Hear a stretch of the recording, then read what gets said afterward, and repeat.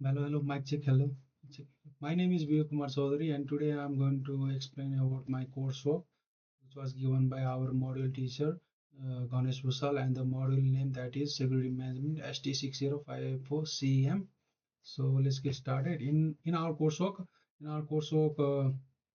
I am a security specific security consultant who is going to audit an organization that is that is that is Nepal based ICT based Kathmandu City Hospital. So I have used various frameworks like NIST Cybersecurity Framework, HIPAA, ISO 271, and Nepal Privacy Act to audit the Kathmandu City Hospital.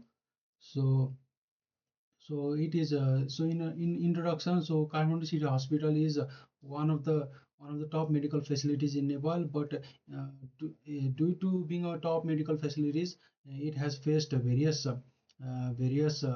cybersecurity threats, cybersecurity threats uh, through the various electronic uh, cybersecurity threats with the various cyber threats and cyber attacks like phishing, spear phishing, intrusion, and so on. So, as a consultant, I have provided them various mitigation systems,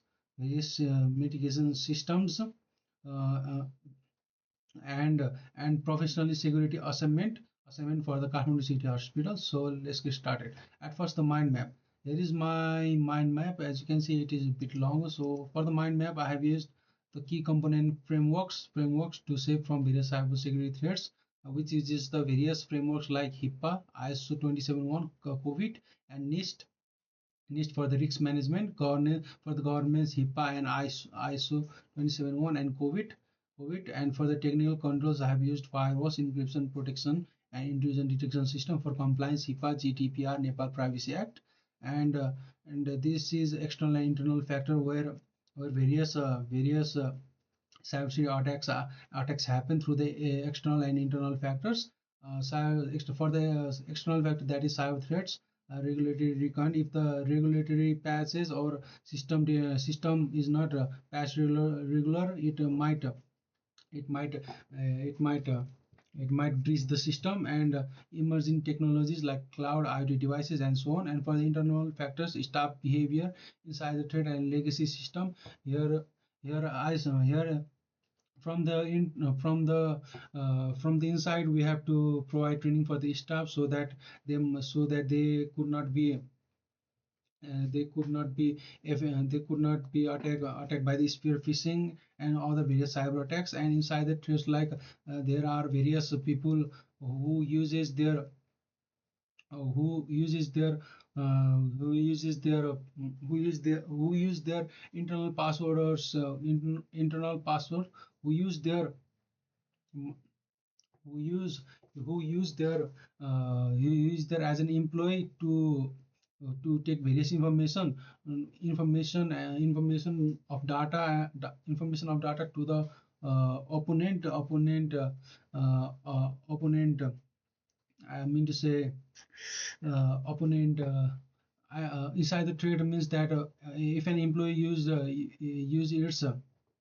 uh, use it as an employee to access the system and can sell the data to the opponent hospital, and so on.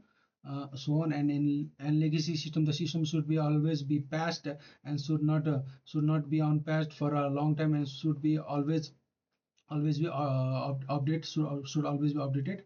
And for the next framework, that is impact on emerging technologies, impact of the emerging technology like big data, AI, cloud computing, and IoT device. Hospital uses various IoT device, as you already know. And as an hospital, there are various data information, and it is too much to handle, so they can use cloud computing. And big data, it increases the breach risks. And AI should be only used for scalability, and should be used responsible. And next frame and for the next is management of people, process, and data and technology. Here, people should be get training and facing simulation, and the process should be always. So the hospital should be used security audit system, that is system check within a year. in every year, and we have to prevent data loss and use encryption system for the phishing or phishing email or cyber threats.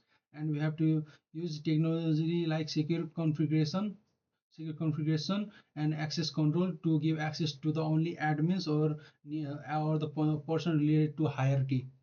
So mind map is finished. So let's go to the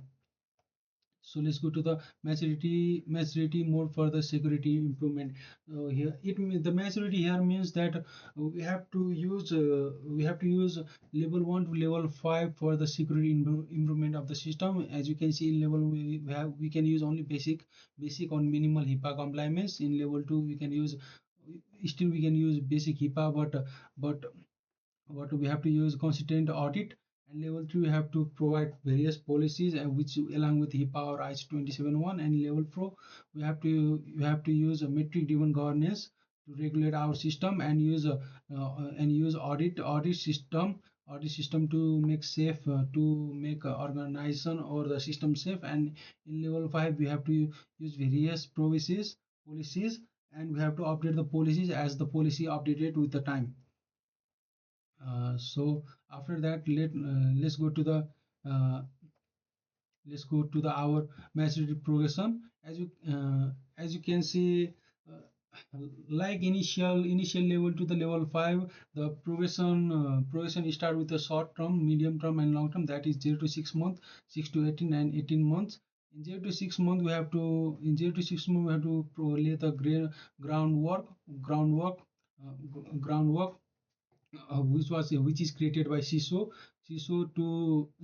for the fundamental HIPAA policies, and for to and for the permission use of password management and email security, for implementing crucial technology controls such as enterprise grade firewall and encryption to be safe from various outside vulnerabilities and threat.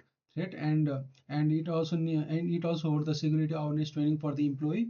And from medium term, 6 to 8 months, we have to uh, we should able to reach level 3. Here we need to use the policy which align with NIST SP 830 for the risk assessment. And we have to use advanced endpoint detection system to detect intruder and and ADR in to improve the threat detection and remedies on the endpoint to be safe from various phishing, email phishing, and others.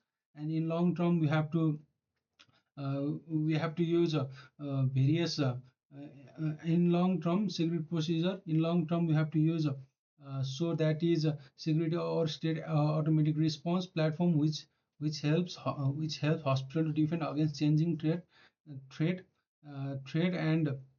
and guarantee that it moves from reactive to proactive, constantly improving security information.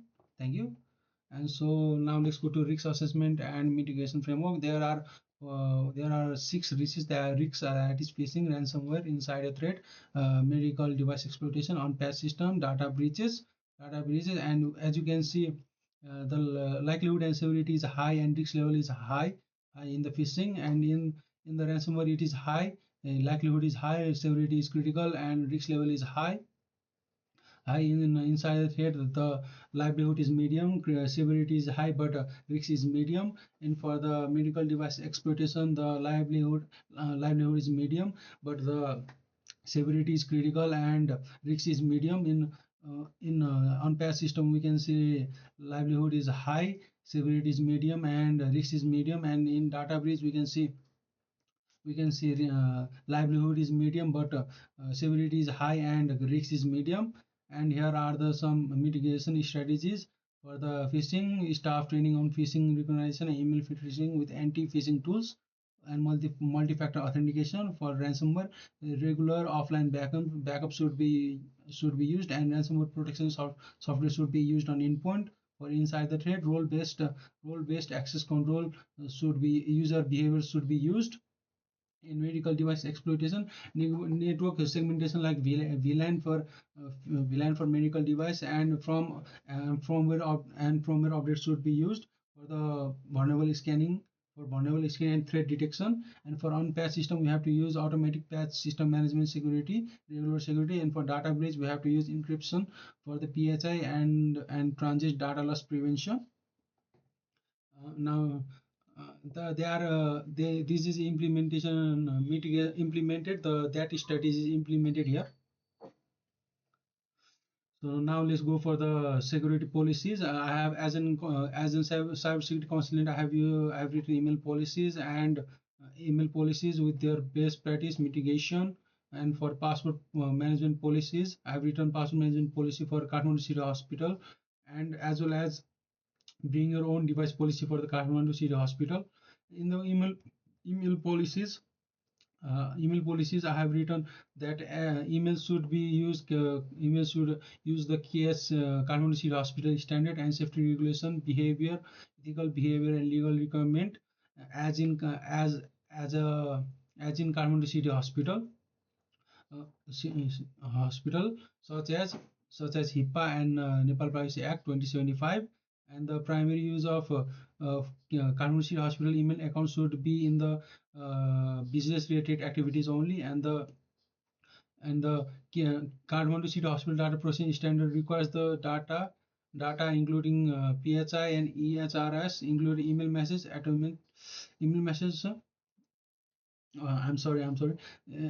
Here it says that the data processing standards should be all used in email. All should be used on Kathmandu City Hospital email system, for which include PHI, public health insurance, and others.